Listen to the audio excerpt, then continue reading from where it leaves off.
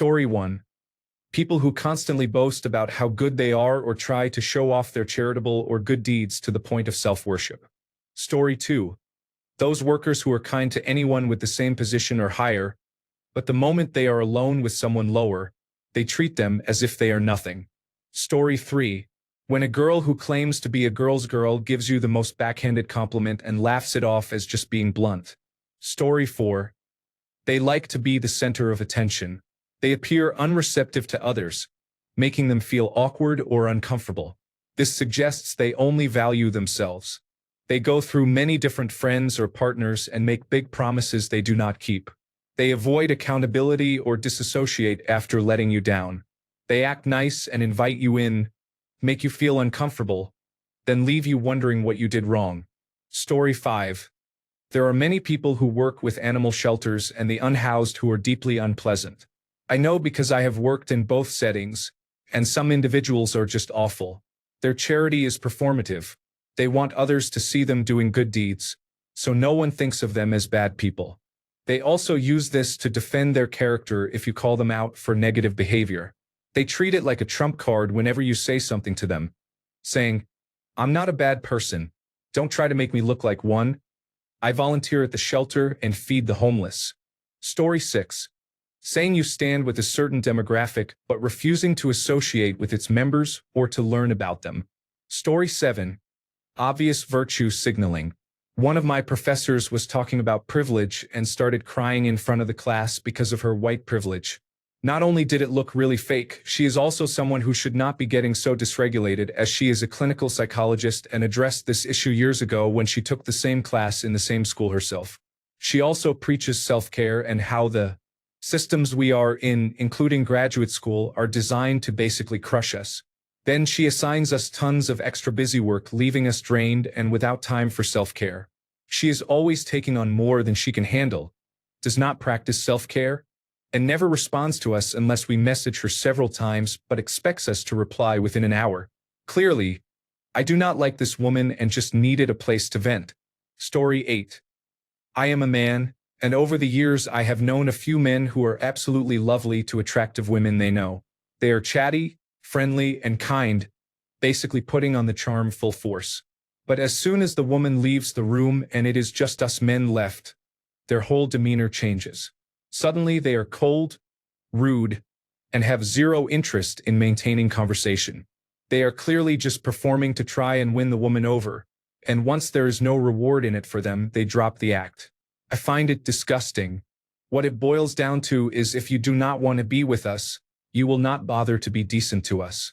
That tells me everything I need to know about your character. I strongly despise men like that. Story 9. When they try to stick their nose in your business and act like they are just trying to help you, they get upset when you set a boundary. Story 10. When they smile too much, being overly nice, and cannot stop complimenting you, it feels like you cannot have an authentic conversation because everything is superficial. Story 11. Thinking you are doing so much good by just reposting on social media, yet never donating or volunteering. Story 12. People who use distorted morality, whataboutism, and weaponized empathy to excuse their questionable actions. Story 13. Very simple. Their actions do not align with their words. They may talk a good game, but that is all it is, just talk. Story 14.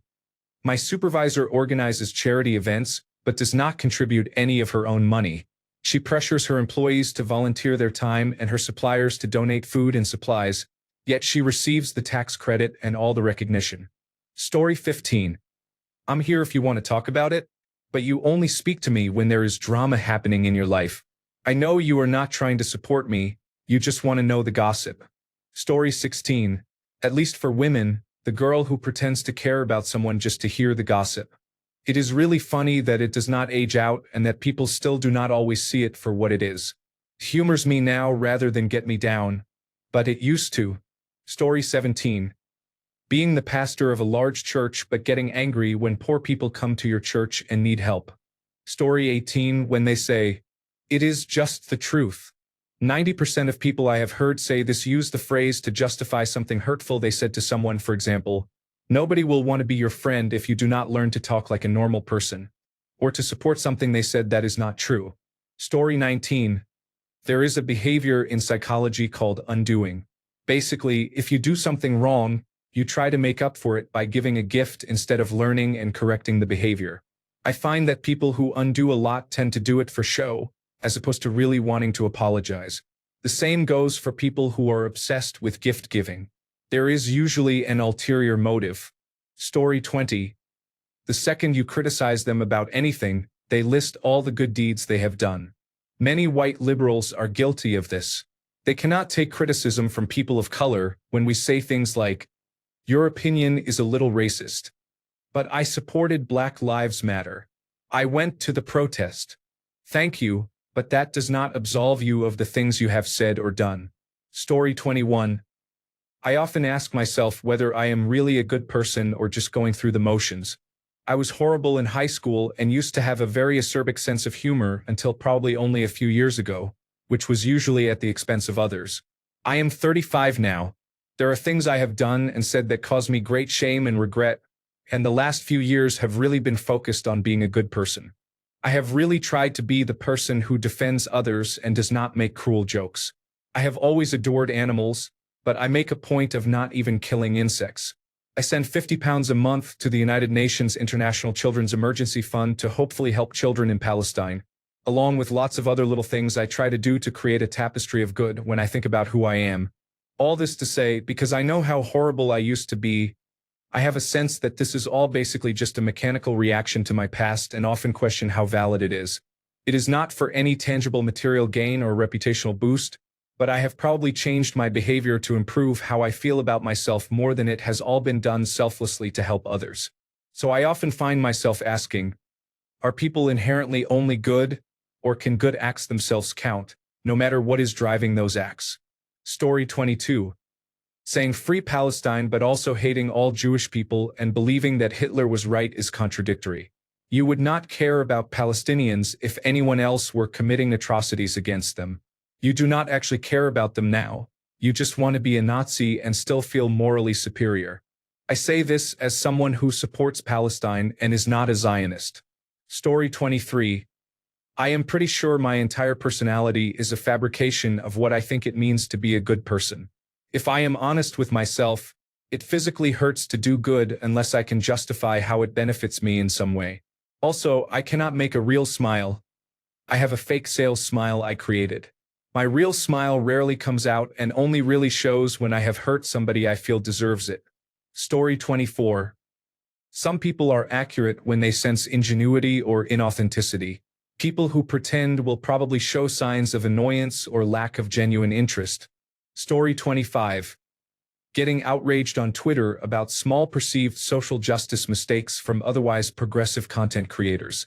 Story 26. From experience, it is always the overly religious people or someone who became religious seemingly out of nowhere. Story 27. God bless our troops, or it is not Pride Month. It is Military Appreciation Month. If they cared about the military, they would know there are several months dedicated to honoring the military. They also would not support the party that continually cuts the Department of Veterans Affairs budget. Story 28. Those people who shame you for giving money to a homeless person are wrong. It is my money, and I will give a couple of dollars to this person if I want. Story 29. When you hate animals, especially cute little kittens and puppies, that makes me very suspicious of you. Story 30. They do a lot of volunteering but do not show much kindness or empathy for friends, family, or colleagues. Story 31. When they do nice things but make sure to record it or bring it up multiple times after, just say you want attention. Story 32. I have a friend who thinks she is a social worker and likes to defend people who are completely in the wrong. She constantly attacks me even when I am doing everything right. She clearly thinks she is above everybody else because of her ideology.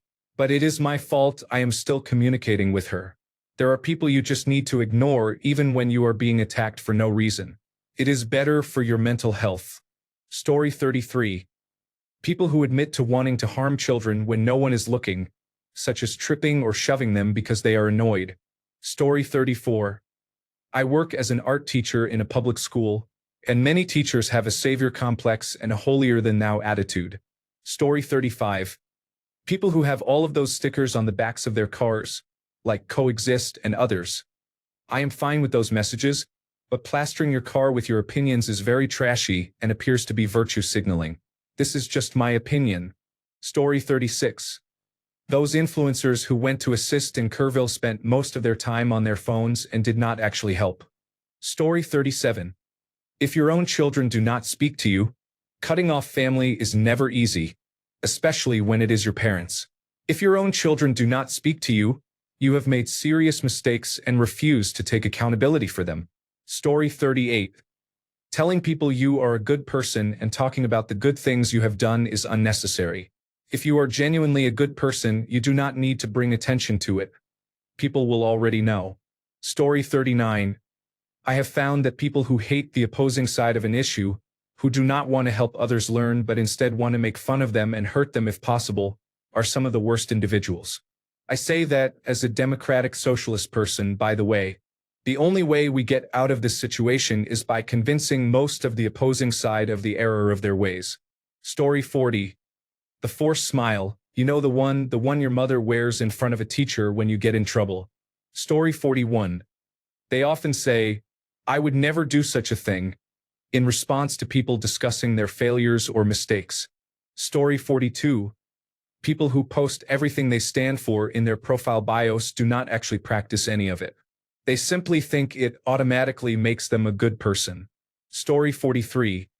My housemate only has online friends, as they are the only people who can tolerate him. After a while, everyone realizes how much of a giant man-child he really is and becomes tired of his presence, personality, ego, and narcissism.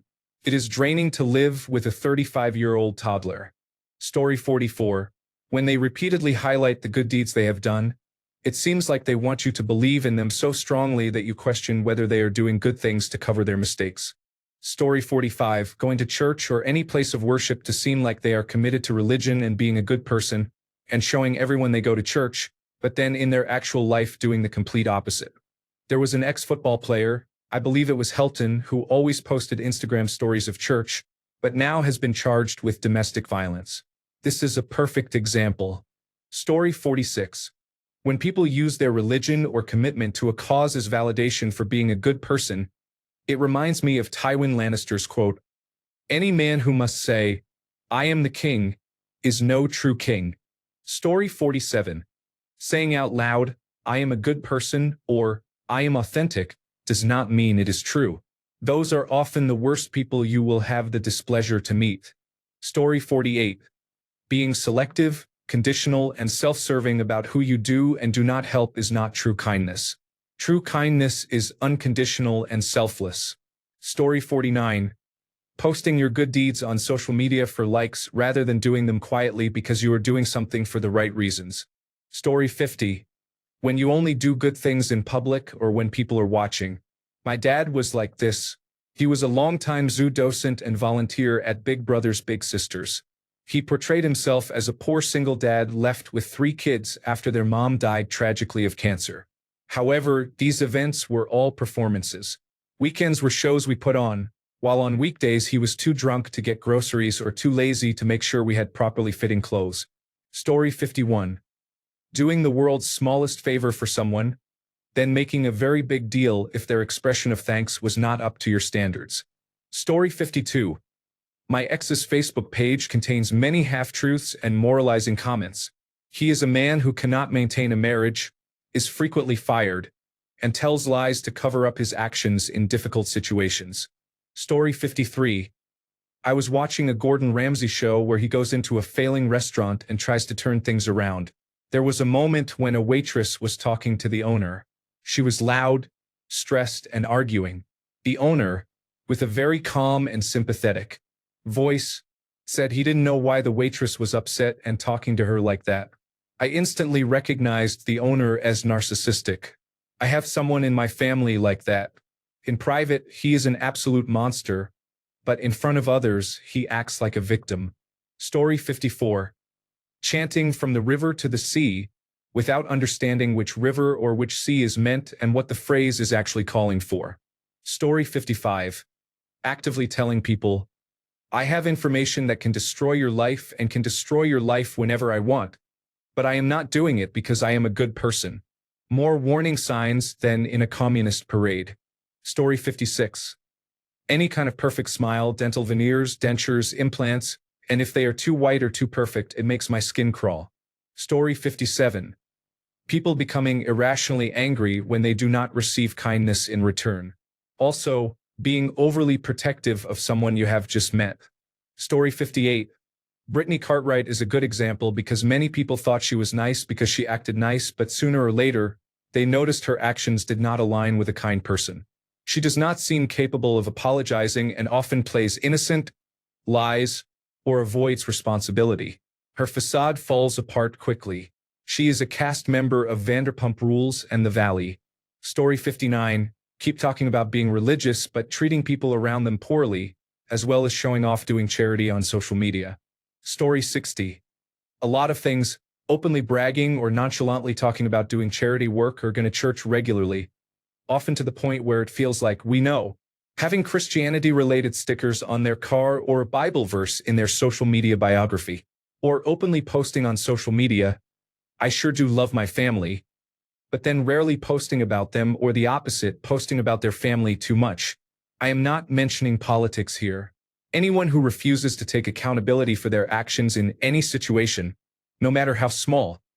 Anyone who openly says they look at graphic content for even morbid curiosity. Anyone who treats animals like novelties and objects instead of real living beings. Do not hit or severely punish your pets for small things. People who waste perfectly functional items by throwing them in the trash instead of donating them to Salvation Army, Goodwill, or thrift stores. Not small indicators, but personally, I dislike anyone who exhibits excessive pride in themselves and their status. If you believe you are holier than others in any way, you are a negative influence. The cardinal sin of humanity, in my opinion, is judging others for things that do not impact your own life. I also dislike people who exhibit greedy, self-centered behavior. There are 8 billion people on Earth. You are not the main character. If you are well off, be humble, be charitable, and be resourceful. I only feel pride when I am surrounded by good people that I love.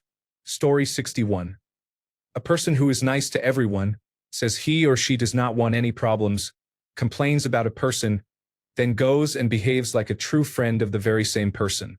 Does the same to everybody, puts in extra effort to make everyone feel special. I do not think those kinds of people are genuine. Story 62.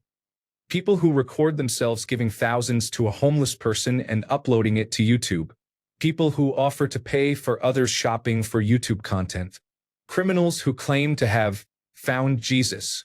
This one is harder to define, but as a neurodivergent and very left-wing person, I find left-wing individuals who clearly virtue signal to be problematic. Those who border on patronizing when talking to LGBTQ+ or neurodivergent people, and who loudly proclaim to be allies as much as possible. Story 63. These people who present themselves as good Christians can sometimes be insufferable and deceitful. Story 64. When someone emphasizes being a good, kind, and sweet person and never says anything critical to your face, only sweet things, the moment they turn around, they become mean. Story 65. Helping a homeless person but filming it and posting it on social media without their consent. Story 66. Anyone who says or comments with any version of thoughts and prayers, as if it is an honorable mention award, when someone is clearly having the worst day of their life. Story 67. Think of the children. Instead of being said in good faith, this phrase is almost always used to dismantle freedoms while inhibiting opponents' ability to argue against the dismantling without appearing to disregard children. Story 68. Is there a child they ignore and are cautious about or just do not seem to know anything new about when asked? They do not know their grandchildren. Story 69. Pretty much any form of armchair activism or slacktivism. Thankfully, they are not as common now, but social justice warrior types on Tumblr were everywhere about a decade ago, and they were some of the worst people you could imagine. Story 70.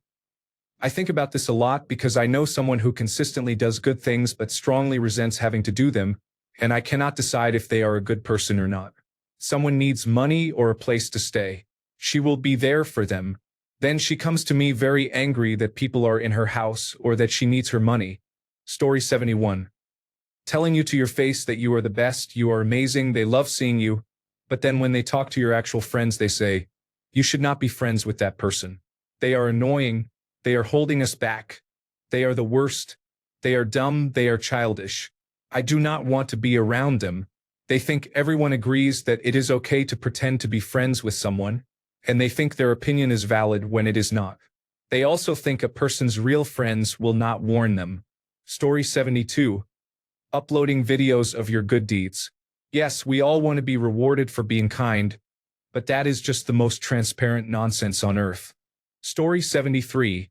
Using religion and the Lord's forgiveness as a pass for bad behavior.